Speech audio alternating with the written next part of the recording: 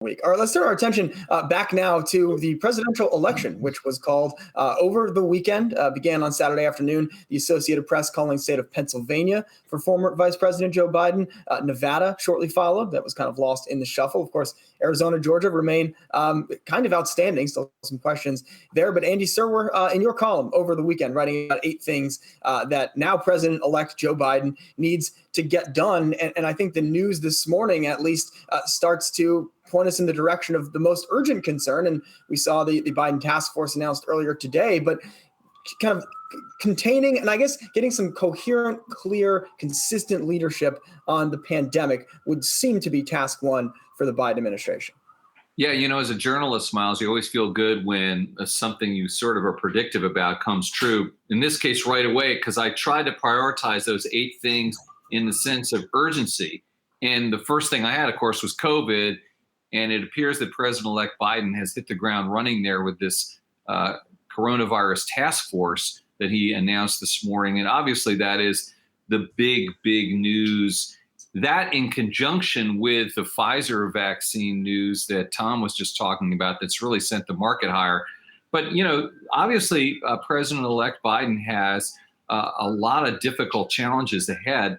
And when he takes office on January 20, those will be hitting him square in the face. COVID, of course, the country really divided. That was another thing that I prioritized, that he was going to have to reach across the aisle, something that's been extremely difficult to do in Washington, both during the Trump administration and the Obama administration. The good news there, Miles, is that he and Mitch McConnell have history, and I mean that in a good way.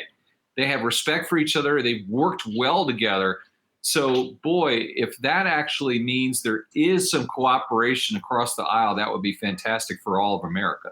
Well, and Andy, I wanted to quickly follow up on that point, because I think there's always optimism when a new administration comes in that things will be different. But do you think that maybe if investors believe that to be true, they might end up kind of fooling themselves into, kind of the Charlie Brown situation we can all imagine, Lucy in the football, right?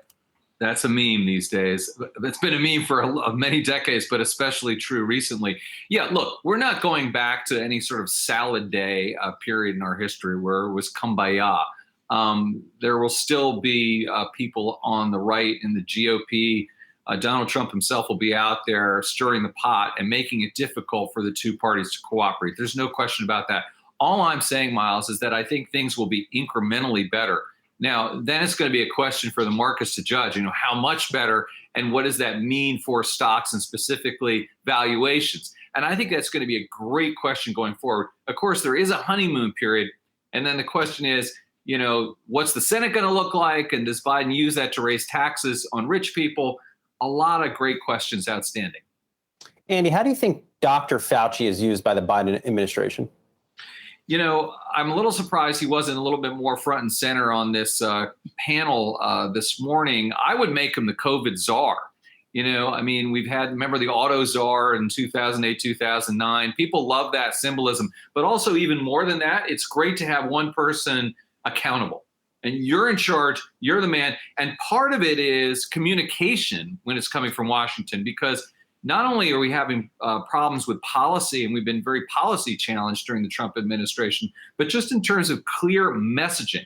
And I think that Tony Fauci could obviously really help there. Now, can't do that until January 20th, I guess, in a way. And that's going to be very curious during this lame duck period.